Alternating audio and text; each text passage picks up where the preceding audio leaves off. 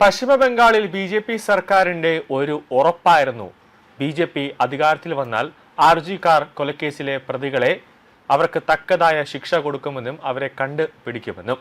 പശ്ചിമ ബംഗാൾ മുഖ്യമന്ത്രിയായി ചുമതലയേറ്റ സുവേന്ദു അധികാരിക്ക് ആദ്യമെന്ന ഒരു ദൗത്യമെന്ന് പറയുന്നത് സുവേന്ദു അധികാരിയുടെ അമ്മ ഗായത്രി അധികാരിയാണ്. ഫോൺ വിളിച്ചിട്ട് സുവേന്ദു അധികാരിയോട് പറഞ്ഞതും ഇതേ ആവശ്യമാണ്. ആർജിക്കാർ കൊലക്കേസിലെ എല്ലാ പ്രതികളെയും ശിക്ഷിക്കപ്പെടണമെന്നും ആ കുടുംബത്തിന് നീതി ഉറപ്പാക്കി കൊടുക്കണമെന്നും അമ്മ മകനോട് മുന്നിൽ വെച്ച ആദ്യത്തെ ഒരു കാര്യമായിരുന്നു. ആ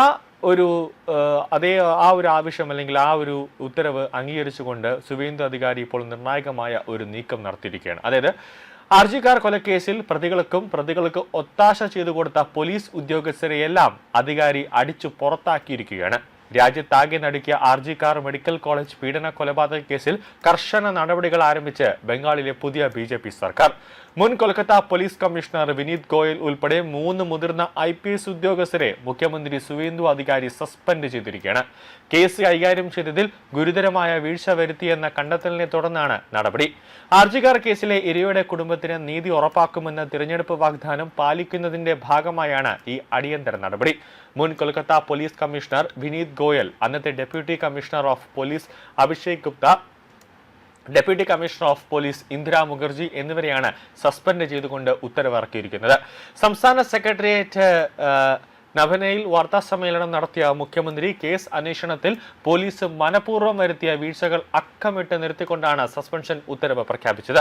കൊല ചെയ്യപ്പെട്ട ജൂനിയർ ഡോക്ടറുടെ മാതാപിതാക്കൾക്ക് കേസ് ഒത്തുതീർപ്പ് ആക്കുന്നതിനായി പോലീസ് ഉദ്യോഗസ്ഥർ പണം വാഗ്ദാനം ചെയ്തതായി അന്വേഷണത്തിൽ വ്യക്തമായിട്ടുണ്ട്. അങ്ങനെയാണ് സുവേന്ദു അധികാരി ഇന്ന് സസ്പെൻഷൻ ഉത്തരവ് മാധ്യമങ്ങളുടെ മുമ്പാകെ പറയുന്ന സമയത്ത് ഈ കാര്യങ്ങളെല്ലാം പറഞ്ഞത്. കൂടാതെ രേഖാമൂലമുള്ള യാതൊരു ഉത്തരവുമില്ലാതെ കേസ് വഴിതിരിച്ചുവിടാൻ ലക്ഷ്യമിട്ട് ഈ ഉദ്യോഗസ്ഥർ മാധ്യമങ്ങളെ കണ്ട് തെറ്റായ വിവരങ്ങൾ പ്രചരിപ്പിച്ചുവെന്നും സംഭവ സ്ഥലത്ത് കൃത്യമായ സുരക്ഷ ഒരുക്കുന്നതിൽ പരാജയപ്പെടുകയും കേസ് അന്വേഷണം അട്ടിമറിക്കാൻ തെളിവ് നശിപ്പിക്കുകയും ചെയ്തു.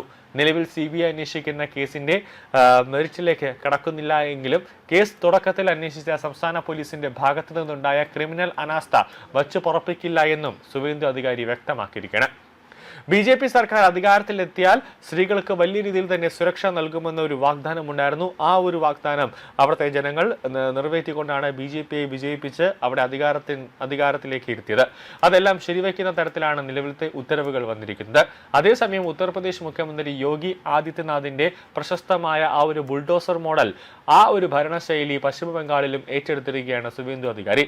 വടക്കൻ ബംഗാളിലെ പ്രധാന നഗരമായ സിലിഗുരുവിലെയും കൊൽക്കത്തയിലെയും അനധികൃത കയ്യേറ്റങ്ങളും അനധികൃത നിർമ്മാണങ്ങളും പൊളിച്ചു നീക്കാൻ ലക്ഷ്യമിട്ടാണ് ബംഗാൾ ഭരണകൂടം വ്യാപകമായ ബുൾഡോസർ നടപടികളിലേക്ക് കടന്നിരിക്കുന്നത്.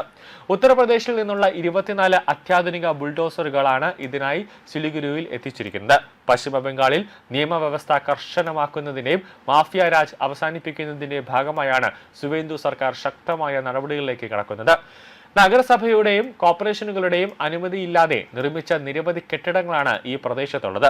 കൂടാതെ തീപിടുത്ത പ്രതിരോധ സംവിധാനങ്ങളോ അടിയന്തര വൈദ്യുതി സുരക്ഷയോ ഇല്ലാത്ത അനധികൃത ഫാക്ടറികളും കെട്ടിടങ്ങളും പൊളിച്ചു മാറ്റാനും ബംഗാൾ സർക്കാർ ഉത്തരവിട്ടിട്ടുണ്ട്.